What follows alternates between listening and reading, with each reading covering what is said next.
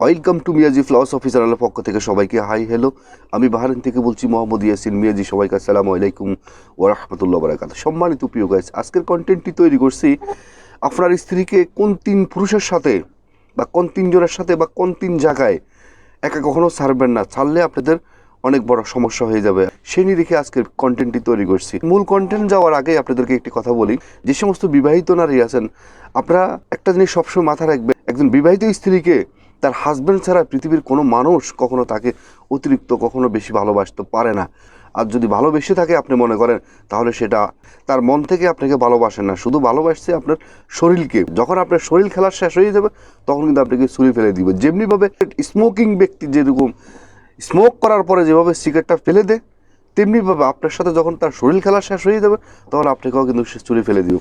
দেখেন, একটা জিনিস খেয়াল করিয়েন, যে অংশ দিয়ে সিগারেটটাকে চুমু খায়, যখন সেই অংশ দিয়ে যখন সিগারেটটা শেষ হয়ে যায় তখন কিন্তু ওই চুমু খাওয়া সে অংশটা পর্যন্ত ছুঁড়ে ফেলে দে, ডাস্টবিনে ফেলে দে, এবং কখনো কখনো পা দিয়ে পিষি দে যদি আবার আগুন ধরে। তেমনিভাবে একটা বিবাহিত অন্যের স্ত্রীকে অন্য মানুষ কখনো ভালোবাসতে পারে না। যদি ভালোবেসে থাকে তাহলে সেটা তার শরীরকে ভালোবাসে। আর যখন শরীর খেলা শেষ হয়ে যাবে, তার স্বার্থ শেষ হয়ে যাবে, তখন কিন্তু ওই সিগারেটের মতো সেটাকে আপনার ছুঁড়ে ফেলে দিবে। তো সুতরাং সাবধান পরপুরুষ থেকে এবং আপনার পরকীয়া থেকে। তো আসেন আমরা মূল কন্টেন্টে ফিরে যাই। আপনার স্ত্রীকে আপনি তিন পুরুষ থেকে কিভাবে রক্ষা করবেন এবং তিন পুরুষের সাথে কখনো একা ছাড়বেন না। সর্বপ্রথম যেটা বলবো, আপনারা আমার আলোচনার মধ্যে কখনো ভুল বুঝবেন না। আমি প্রকৃতপক্ষে এবং বর্তমান অবস্থা অনুযায়ী দেশের যে পরিস্থিতি, সমাজের যে পরিস্থিতি, আজকে মানুষের যে মনুষ্যত্ববোধ, সেই জায়গা থেকে দাঁড়িয়ে কিন্তু আজকের আমি ভিডিওটি তৈরি করছি। এক নম্বরে যার কথা বলবো সেটা হলো, একজন বিবাহিত নারীর যে সমস্ত দেবর আছে, সেটা খালাতো দেবর হতে পারে, মামাতো দেবর হতে পারে, স্বাস্থ্য ভাই দেবর হতে পারে, জ্যাঠাতো দেবর হতে পারে, নিজের আপন দেবর হতে পারে। অর্থাৎ সবাইকে তো ছোট ভাই মনে করে, আর সে দেবরটা হলো সম্পর্কে ছোট ভাই, কিন্তু আজকে সে দেবর নামে কিন্তু অগরভাবে আজকে দুর্ঘটনা ঘটতেছে। তো সুতরাং আমি বিস্তারিত ব্যাখ্যা যাব না, আপনারা চতুর্দিকে তাকালে নিশ্চয়ই আপনারা বুঝতে পারতেছেন এবং জানতে পারতেছেন। কখনো এই টাইপের কখনো কোনো দেবরের সাথে কখনো আপনার স্ত্রীকে কখনো একা ছাড়বেন না। যতটুকু সম্ভব আপনার স্ত্রীকে আপনি নিজের সঙ্গ দেওয়ার জন্য চেষ্টা করবেন।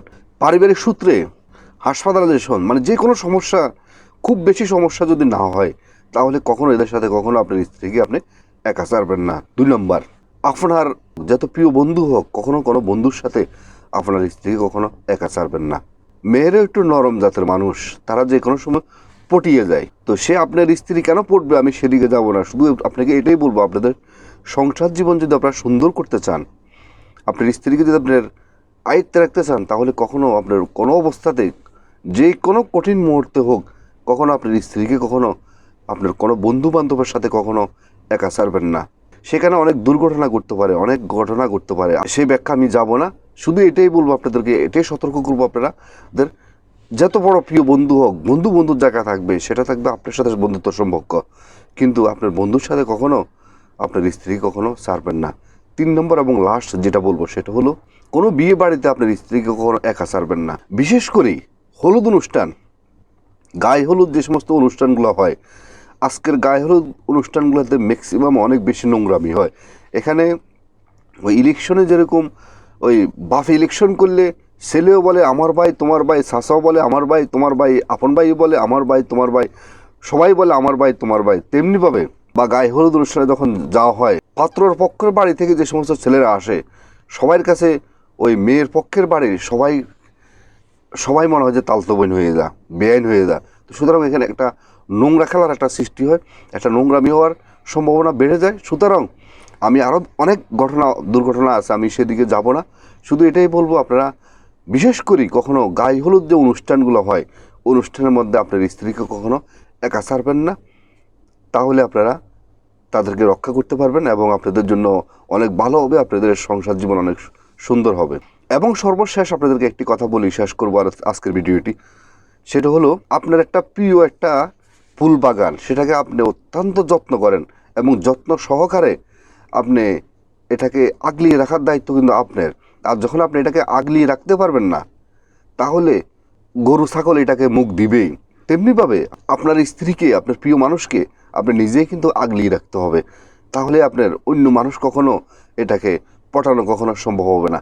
আর মহিলা মানুষ একটু সফট টাইপের হয়, নরম জাতের মানুষ হয়, তারা অনেক সময় কম্পেয়ার করতে পারে না, তারা অনেক সময় বুঝতে পারে না। কারণ হাজব্যান্ড তো বা আপনি তো তাকে সবসময় ভালোবাসতেছেন, তার সমস্ত খেয়াল রাখতেছেন, সবই ঠিক আছে, কিন্তু অন্য পুরুষের সাথে যখন তার হঠাৎ করে দেখা হয় তখন তার চোখের মধ্যে শস্য ফুল মনে হয়। আর এমনিতেই মেয়েরা সৃষ্টিগতভাবেই মেয়েরা একটু নরম জাতের মানুষ এবং নরম স্বভাবের এবং সফট টাইপের দিলদরিয়া মানুষ, তারা পটে যায়। মেয়েরা কিন্তু কখনো পুরুষদেরকে পটায় না, পুরুষেরা কিন্তু মেয়েদেরকে পটায়। আর যারা পটায় অন্যের স্ত্রীকে, তারা তো কত রকম খারাপ হইতে পারে, তা এই বিষয়ে আর আপনাদেরকে আমি ব্যাখ্যা দিব না, এটা আপনারা বুঝে নিন। সুতরাং তাদেরকে আপনি যদি এভাবে এই ধরনের লোক থেকে যখন আপনি হেফাজত করবেন, তাদের সাথে যখন তাদেরকে কখনো ছাড়বেন না, ওই সমস্ত জায়গাতে যখন তাদেরকে আপনি একা ছাড়বেন না, তাহলে আপনি আপনার স্ত্রীকে আপনি সঠিকভাবে রাখতে পারবেন।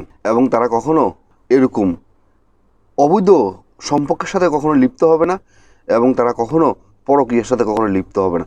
আপনি তাকে আপনার সর্বোচ্চ দিয়ে আপনার ফুল বাগানকে যেভাবে আপনি নার্সিং করেন, যত্ন করেন, আগলিয়ে রাখেন গরু ছাগল থেকে, তেমনিভাবে আপনি আপনার প্রাণপ্রিয় স্ত্রীকে এবং বৈধ, এই পৃথিবীতে সবচেয়ে বৈধ সম্পর্ক হলো একজন স্ত্রী, সেই স্ত্রীকে আপনি আপনার সর্বোচ্চ ভালোবাসা দিয়ে আপনি এটাকে যত্ন সহকারে এটাকে আপনি আগলিয়ে রাখেন, তাহলে দেখবেন যে আপনাদের দাম্পত্য জীবন অনেক সুন্দর হবে, অনেক মধুময় হবে। আজকের ভিডিওটি এখানে শেষ করলাম। ভিডিওটি যদি আপনাদের ভালো লেগে থাকে তাহলে অবশ্যই একটা লাইক করবেন, একটা কমেন্ট করবেন। আপনাদের একটি লাইক, একটি কমেন্ট আমার কাছে অত্যন্ত গুরুত্বপূর্ণ। এবং আপনাদের বন্ধু মহলের কাছে এই ভিডিওটি শেয়ার করে দিবেন, যেহেতু এই ভিডিওটি দেখে আপনার সকল নারী জাতি যেহেতু নিজেকে তাদের ভুলটা বুঝতে পারে, এবং আপনাদের বন্ধু মহল এই ভিডিও থেকে যেহেতু কিছু শিক্ষা গ্রহণ করতে পারে, তাদের কাছে ভিডিওটি শেয়ার করে দিবেন। এবং যিনারা নতুন আমার ভিডিও দেখতেছেন, অবশ্যই মিয়াজি ফিলসফি চ্যানেলকে সাবস্ক্রাইব করে অল নোটিফিকেশন অন করে রাখবেন এই ধরনের নতুন নতুন ভিডিও পেতে। এবং যিনারা আগে সাবস্ক্রাইব করছেন, আপনাদেরকে অসংখ্য অসংখ্য ধন্যবাদ। আবারও মিয়াজি ফিলসফি চ্যানেলের পক্ষ থেকে সবাইকে আসসালামু আলাইকুম ওয়া রাহমাতুল্লাহি ওয়া বারাকাতুহু।